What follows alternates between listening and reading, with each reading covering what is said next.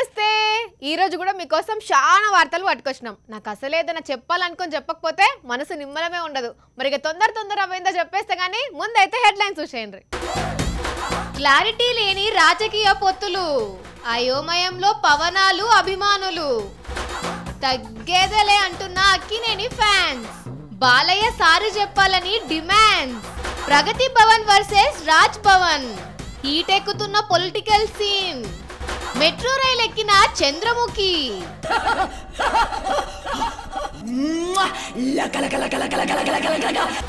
ఇంటికి తాళాల మీద తాళాలేస్తున్న రాజేష్, కొత్తేడాది షురు అయిన కానీ దొంగగాళ్ళ బయటపడింది. పవన్ కళ్యాణ్ చీకటి రాజకీయ భాగోతం మొత్తం బయటపడింది.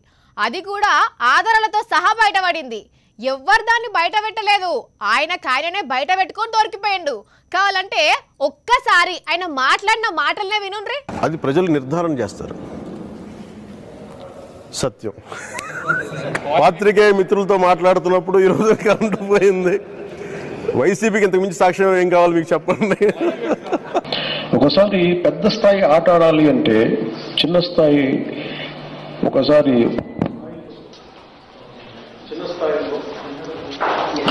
ఇన్నరా పవన్ కళ్యాణ్ ఏపీలో మాట్లాడిన మాటకు తెలంగాణలో మాట్లాడిన మాటకు ఎంత తేడా ఉన్నదో.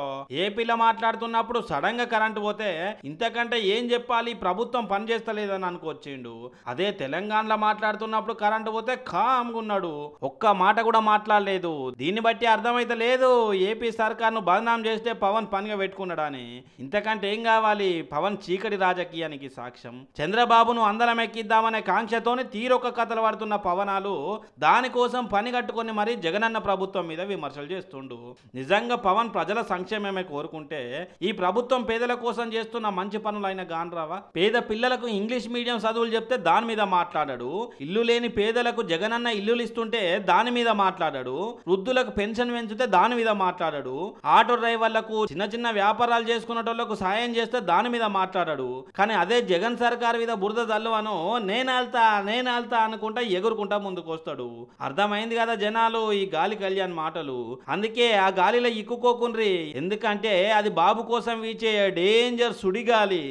జగనన్న పాలన గురించి మనం ఏం మాట్లాడుతున్నాం అనేది ముఖ్యం కాదు, ఆయన అందిస్తున్న సంక్షేమ పథకాల గురించి ప్రజలు ఏం మాట్లాడుకుంటున్నారు అనేది ముఖ్యం. అందులో పేదలు బడుగు బలహీన వర్గాలు ఏం అనుకుంటున్నారు అనేది మరీ ముఖ్యం. ఎందుకంటే పథకాలు చేరాల్సింది అర్హులకు కాబట్టి. అందుకే గిడొక అవ్వ కలిసింది, ఆమెను మందలిస్తే ఏం మాట్లాడుతుందో ఇనుండ్రి. కొడుకు ఎందుకు బతుకు తిరుగు ప్రాణాన్ని రక్షిస్తున్నాడు. ఏం చేస్తున్నాడు?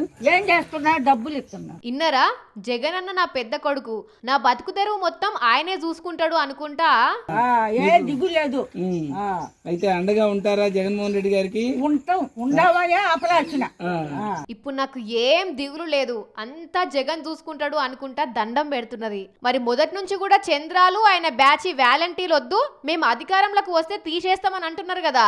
ఇక దాని మీద ఈ అవ్వని అడిగితే తెచ్చుకుంటాను, వాలంటీర్లు పెట్టిన వాళ్ళ నుంచి ఇక్కడికే వచ్చేస్తాం. చంద్రబాబు నాయుడు గారేమో అక్కడ తీసుకునేటట్టు అక్కడ ఇచ్చాడు, జగన్మోహన్ రెడ్డి గారు ఇక్కడ వాలంటీర్లను తీసుకొచ్చి ఇక్కడ ఇంటి దగ్గర ఇస్తున్నారు. ఇంటి దగ్గర మరి అది మంచిదా ఇది మంచిదా? ఇదే మంచిది.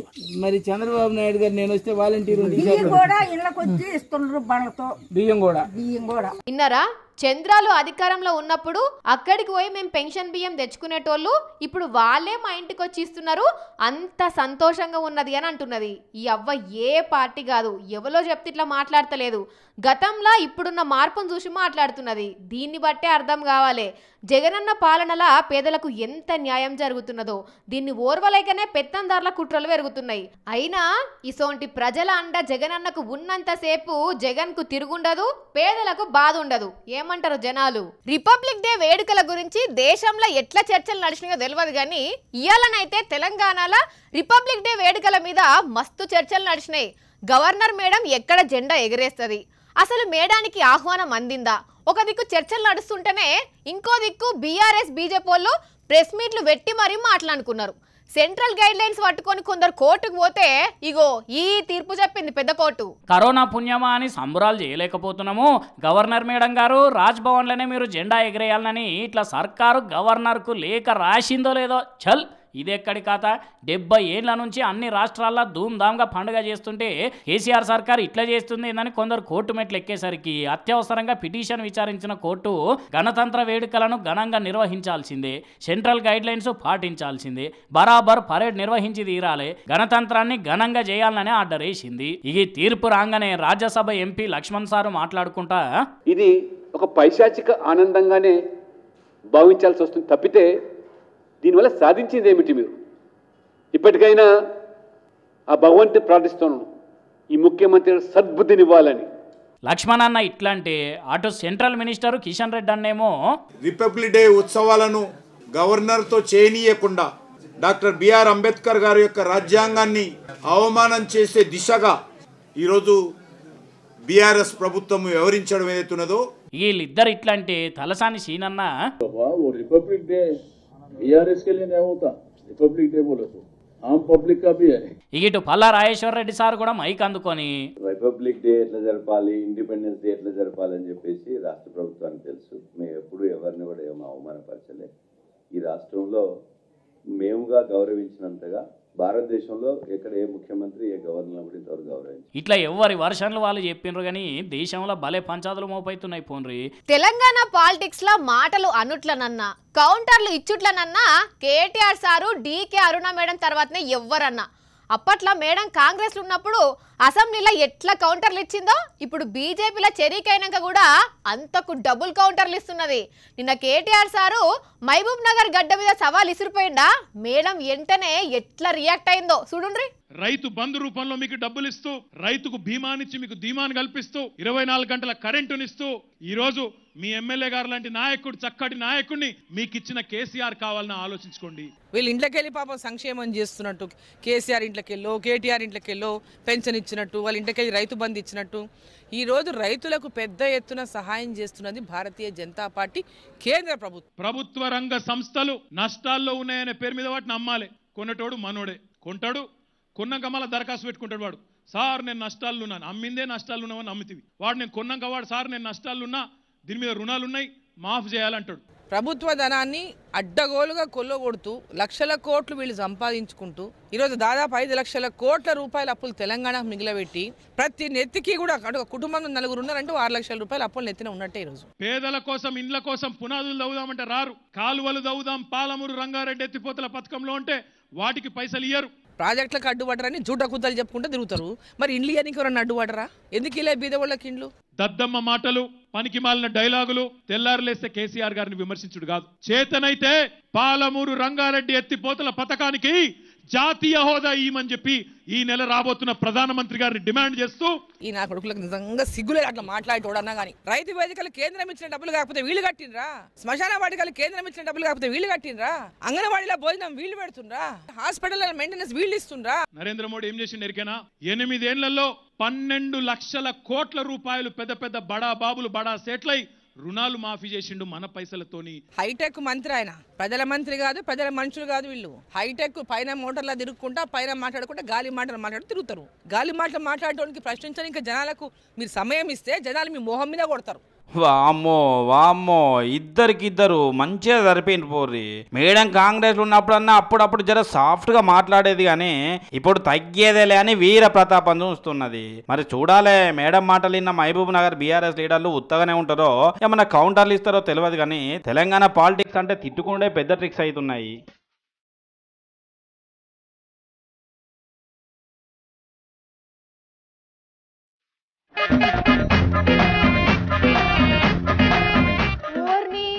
ఏందది అన్ని తాళాలేసినావు ఇంటికి? చాలా కదా, నేను కూడా అదే అనుకుంటాను. అయ్యాలి ఇంకొక 4-5 కొనుక్కొచ్చి చేయిస్తే గానీ అప్పుడు సెట్ అవుతుంది. ఏంది కొనుక్కొచ్చేది? అవి లాకులు అనుకుంటున్నావా, యాలకులు అనుకుంటున్నావా? తెచ్చి సేమ్ వేసిన టేస్ట్ అందుకు సేఫ్టీ ఉండాలంటే ఈ మాత్రం వేయకుండా నడిచేటట్లేదు మనం. సేఫ్టీయా? దేనికి? దేనికంటవేంది దేనికి? ఇవాళ రేపు కాలం ఎట్లున్నది అనుకుంటాను. కొత్తేడాది షురు అయినా కానీ దొంగగాళ్ళ హవా ఎక్కువైపోయింది. అవును కదా. అదే కదా, ఇప్పటికే రోజుకొక దొంగతనం వార్తింటున్నామా? మొన్నట్లనే కూకట్పల్లిలో ఏకంగా 16 దొంగతనాలు అయినాయో ఒక్కనాడే. ఇప్పుడు మళ్ళీ ఎల్బీ నగర్లో. అవు కదా, తుర్కయంజాల్ కమ్మగూడ సైడ్ కూడా ఇదే పరిస్థితి అట పాపం. ఆలమేషన్ ఇండ్ల మీదనే నజర్ పెడుతురట, దుకాణాలు ఇండ్లని ఏం విడిచిపెడతలేరట.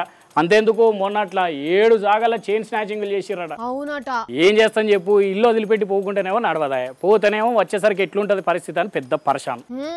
తాళమేసిన ఇళ్లను టార్గెట్ చేసి కొన్ని జాగాలనేమో పగటిలా కొట్టేస్తుంటే కొన్ని జాగాలనేమో రాత్రులు జొరబడుతురట బట్టెవాజుగాళ్ళు. అదే కదా, ఇద్దరం పని చేయకుంటేనేమో ఇంట్లోకి వెళ్ళదా, అట్లనే ఆఫీస్కి పోతేనేమో తాళం వేసుకోకుండా పోలేమా. ఇట్లా జనాలు డ్యూటీకి పోతే వాళ్ళు లూటీకే పడుతున్నారు అవలాగా లెక్కన. అందుకే తాళాలు తీయరాకుండా 2 వేసుకున్నా. నువ్వు అన్నట్టు పోయినేడది ఆఖరి దాకా బాగానే ఉండే, జనవరిలోనే బాగా పెరిగినాయట దొంగతనాలు. వాళ్ళ మొఖాలకి ఇంకా షెడ్డీ gang, pink gang, chain snatching gang అని పేర్లు పెట్టుకొని మరీ తిరుగుతుండే వేస్ట్ గాలు. మరి ఒక వాచ్మెన్ పెట్టుకుంటే ఇంటికి అబ్బా ఈ ఆలోచన రాలే నాకు.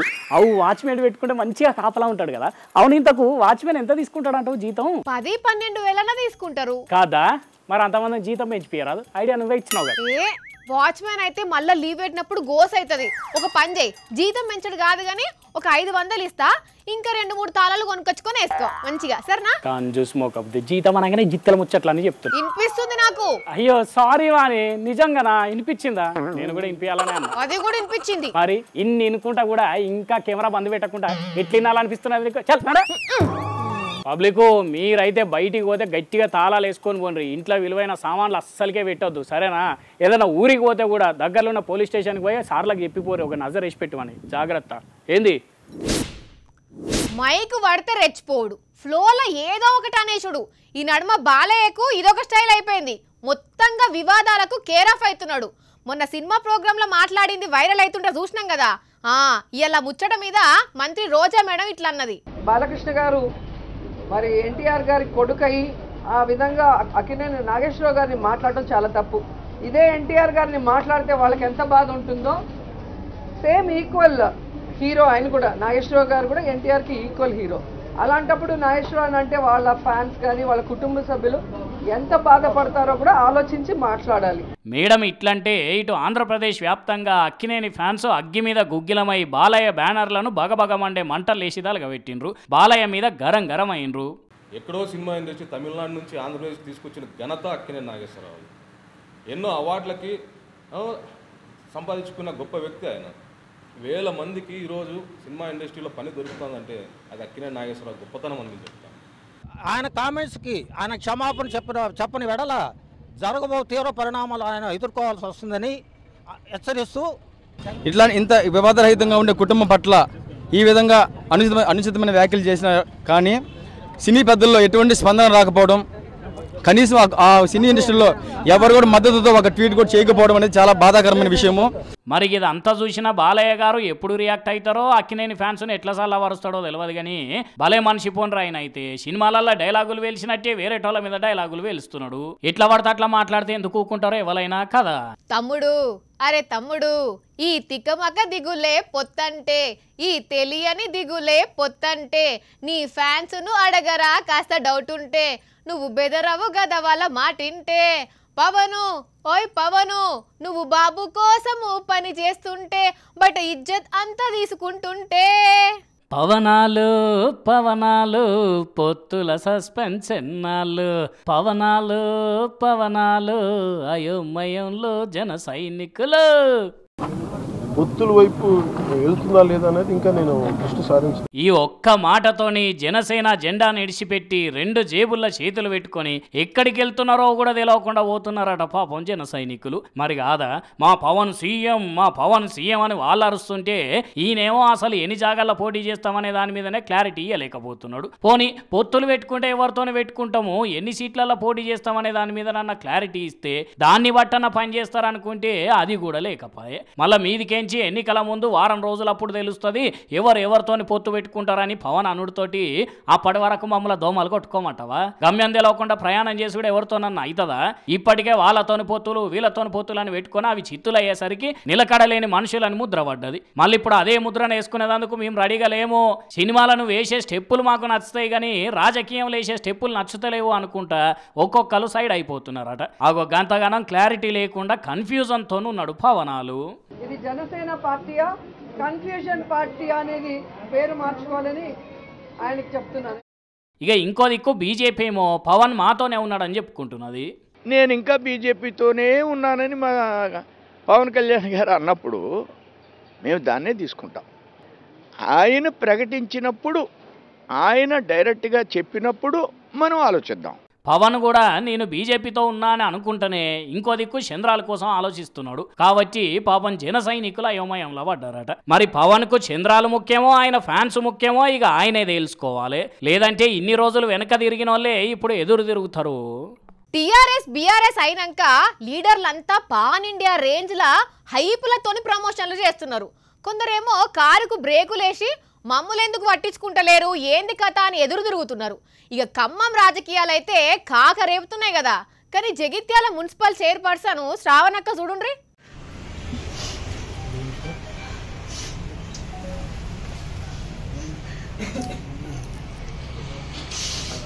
అయ్యో ఏంటక్క ఏమైంది అట్లా ఏడుస్తున్నావు? జర ఊకో అక్క, ఏడవకు.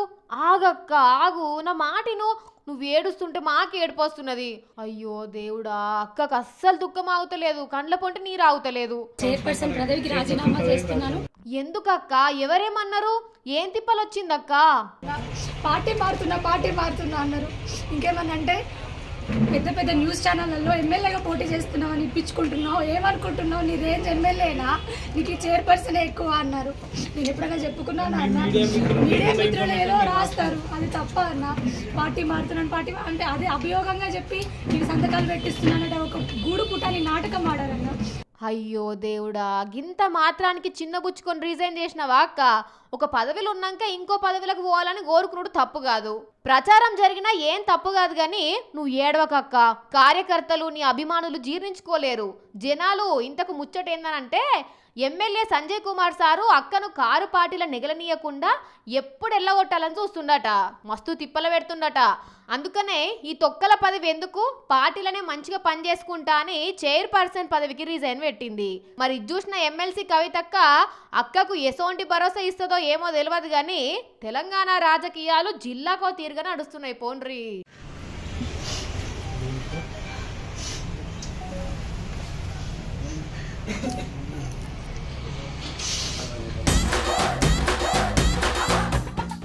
పొద్దుగాల మమ్మీ డాడీలు పిల్లలను స్కూల్కు పంపడమే పనిగా పెట్టుకుంటారు. బ్రష్ చేయించి, స్నానాలు చేయించి, బట్టలు బూట్లు తొడిగి సర్ది కట్టి ఆత్రంగా ఉరికి బస్ ఎక్కిస్తారు. ఇక బడి దగ్గర పట్లుంటే డాడీలే బండి మీద దించి వస్తారు. మళ్ళీ మాపడి జాము బడి అయిపోయాక పోయి తీసుకొని వస్తారు కదా. కానీ గిడ పిల్లల పరిస్థితి ఈ స్కూల్కి నడిచిపోయేటట్టు కూడా లేదులా. ఇటు పొలమే అటు పొలమే, ఈ మూలకు పొలమే ఆ మూలకు పొలమే, చుట్టూ పొలమే, నడిమిట్ల ఇంగో ఈ బడి. నాటు పెట్టిన రైతన్న ఈ వరం మీదకెళ్ళి పిల్లలను బడికి కొనిస్తే పోతారు, లేదంటే ఇదే రోడ్డు మీద కూర్చుంటే వచ్చి సారే పాట అని చెప్తాడు.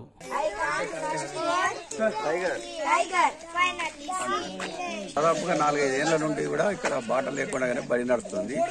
బడి కట్టించినప్పుడు బడి ఇచ్చినటువంటి ఆయన వేరు, ఈ పక్కకు పొలాలు గిట్లా వాళ్ళవి వేరే వాళ్ళే కాబట్టి ఎవరు దారియలేదు. కథ సల్లగుండా మంచిగా ఉన్నది పటోన్రి. ఇన్న రానుల్లా 5-6 ఏళ్ల కింద ఒక తాత సొంత పొలంలో బడి కట్టిస్తే అప్పటి సంది దాంట్లోనే నడుస్తున్నదట. కానీ బడికి పోయేందుకు మాత్రం బాట లేదు. ఏడాది చూసిండ్రు, 2 ఏళ్ళు చూసిర్రు, ఏంది ఊకే మా పొలంలో పోరగాన్ల ఆట అని యాడి కాడి కంపేస్తే ఇగో ఇట్లా రోడ్డు మీద కూర్చొని ధర్నా చేస్తుండ్రు. ఈ కీసులాటలన్నీ తట్టుకోలేక పోరలంతా ప్రైవేట్ బడికి పోతే ఉన్న 20-30 మంది కూడా చదువు సక్క చెప్పే పరిస్థితి లేదట. ఊర్ల సర్పంచి ఆఫీసర్లు ఇన్ని రోజుల సంది బడికి బాట లేకుండా ఏం చేస్తున్నారో తెలియదు, కానీ ఈ చిత్రాన్ని చూసిన వాళ్ళు అయితే ముక్కు మీద వేలేసుకుంటున్నారు. ఓ చదువుల మంత్రి సవితా మేడం, జర మీరు ఆఫీసర్లతోని తక్లీఫ్కు పులి స్టాప్ పెట్టుర్రి మేడం, లేకుంటే పిల్లలు చదువుకు దూరం అవుతారు. ఇంతకీ ముచ్చట ఎక్కడన్నా చెప్పలేదు కదా. మహబూబాబాద్ జిల్లా నర్సింహులపేట మండలం బాసు తండాల కథ చూసిరు కదా. ఇవి వాటి గరం వార్తలు.